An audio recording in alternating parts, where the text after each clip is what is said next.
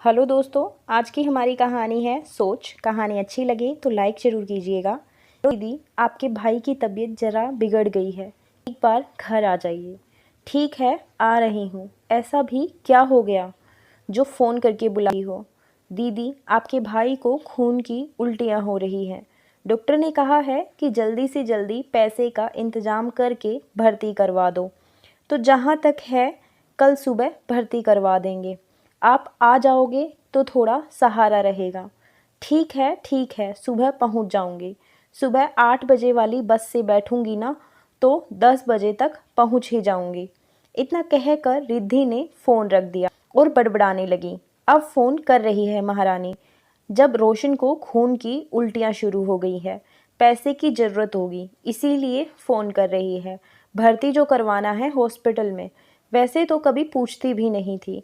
जब तक mummy papa थे तब तक तो हक से जाती थी मैं, और अब मैडम बुलाती ही कहाँ है। मायका है तो क्या हुआ, ऐसे ही मुंह उठाकर थोड़ी ना चली जाऊंगी। कम से कम फ़ोन तो आना चाहिए। लेकिन नहीं, 30 त्योहार पर बस न्योता दे देती है, वह भी मानो जैसे एहसान कर रही हो।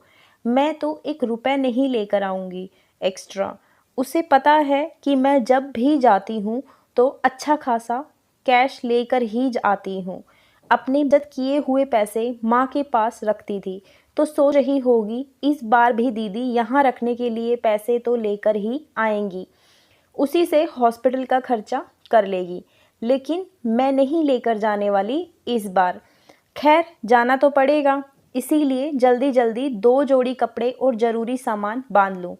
सुबह 8 बजे की बस में बैठकर रिद्धि मायके जाने के लिए रवाना हो गई। तकरीबन 10 बजे जब घर पहुंची तो देखा भाभी शिल्पा भाई को ऑटो में बिठाकर हॉस्पिटल ले जा रही थी। अरे दीदी, आप आ गई, यह लीजिए घर की चाबियाँ। आप अभी अभी आए हैं, फ्रेश होकर थोड़ा आराम कर लीजिएगा। और बच्चे भी 1 बजे तक आ जाएंगे स्कूल से। मैं जल्दी में हूँ, डॉक्टर से बात हो गई है, जल्दी से भर्ती करवाना है। ठीक है, तुम जाओ। मेरा अपना घर है, मैं अपने हिसाब से देख लूँगी मुझे क्या करना है और क्या नहीं करना है। जाओ। इतना कहकर रिद्धि घर का ताला खोलने लगी और दूसरी तरफ शिल्पा अपने पति रोशन को लेकर हॉस्पिटल के लिए रवाना हो गई। इधर रिद्धि भी ताला खोलकर अंदर आ गई। फटाफट हाथ पैर धोए और पानी पी के रसोई में गई तो रसोई बिखरी पड़ी थी। कुकर का ढक्कन खोलकर देखा तो आलू गोभी की सब्जी बनी पड़ी थी और रोटियां भी शिल्पा सेक कर गई थी। भूख तो लगी ही थी, इसीलिए फटाफट खाना खाने बैठ गई। फिर ध्यान आया कि रोटियां तो केवल 4 ही थी, जिसमें 3 उसने खा ली और बच्चे भी आते ही होंगे तो उनके लिए कुछ बना दिया जाए, और हॉस्पिटल भी तो कुछ लेकर जाना पड़ेगा। अब आई हूँ तो निभाना तो पड़ेगा।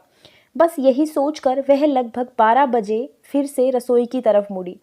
अब चौंकने की बारी रिद्धि की थी। रसोई बिखरी पड़ी थी तो रिद्धि रसोई समेटने लगी और साथ ही बच्चों के लिए कुछ बनाने का सोचने लगी। लेकिन यह क्या, रिद्धि जिस भी डब्बे को हाथ लगाती वह लगभग खाली ही था। हे भगवान, राशन तो है ही नहीं, अब क्या बनाऊं? रिद्धि हैरान थी। तभी उसे ध्यान आया कि बाहर हॉल में भी कुछ खास सामान दिखाई नहीं दे रहा था। न टीवी, न सोफ़ा, न अलमारी, केवल पुराना तख्ता रखा हुआ था। वरना जब मम्मी पापा थे तो पूरा घर सजा धजा रहता था, सुख सुविधा के सारे सामान उपलब्ध थे। लेकिन इस समय घर में केवल कुछ ज़रूरी सामान ही, और तो और भाभी शिल्पा की गले में केवल एक मंगलसूत्र ही था।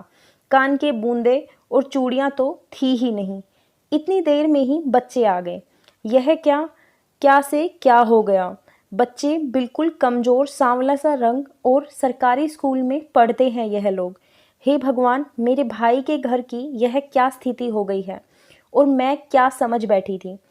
मैं तो दुनिया भर में कहती थी कि मेरे माता पिता के जाने के बाद भाभी पूछती ही नहीं है, लेकिन आज जब यह समझ चुकी हूँ कि वह किस मुंह से हमें बुलाती, जब उसके अपने घर में राशन ही नहीं था। बच्चे सरकारी स्कूल में पढ़ रहे थे। भाई कैंसर का मरीज है। न जाने कितने रुपए उसके इलाज में खर्च कर रही होगी और उसका इंतज़ाम अकेली कर रही थी। हाँ, एक बार बोला भी तो था उसने, लेकिन मैं अपने घमंड में चूर थी, ध्यान ही नहीं दिया। वह जानती थी कि मैं अगर मायके आई तो अच्छा खासा खर्चा होगा। शायद इसीलिए वह केवल फॉर्मेलिटी के लिए त्योहार पर फ़ोन कर देती थी। आज रसोई के खाली डिब्बों ने मेरे मायके की सारी व्यथा कह दी और मुझे एहसास करवा दिया कि मेरे भाई और भाभी गलत नहीं थे, उनकी स्थितियाँ गलत चल रही थी। क्योंकि मैंने कभी उनकी परेशानी को समझ ही नहीं पाई, बल्कि हमेशा शिल्पा को गलत समझती रही। लेकिन अब ऐसा नहीं होगा, यह बहन अपना पूरा फ़र्ज़ निभाएगी। ईश्वर की दया से मेरे पास इतना है कि मैं अपने भाई के लिए सब कुछ कर सकूं। मन में एक दृढ़ संकल्प लिए रिद्धि घर से चली गई। बच्चों से कहकर गई कि थोड़ी देर में आ रही हूँ। वापस आई तो घर में राशन का पूरा सामान लेकर आई। फिर अपने भाई और भाभी के लिए हल्का फुल्का खाना बनाया और पैसों का इंतजाम कर कर वह हॉस्पिटल पहुँच गई, ताकि भाई रोशन का इलाज अच्छे तरीके से हो सके। सच में रसोई के खाली डिब्बों ने आज कुछ बिगड़े हुए रिश्तों को वापस से एक कर दिया था। धन्यवाद दोस्तों। कहानी अच्छी लगी हो तो लाइक कर दीजिए, ज़्यादा से ज़्यादा शेयर कीजिए, चैनल को सब्सक्राइब कर लीजिए। ऐसी ही और कहानियों के लिए और अपनी राय कमेंट सेक्शन में ज़रूर बताइएगा।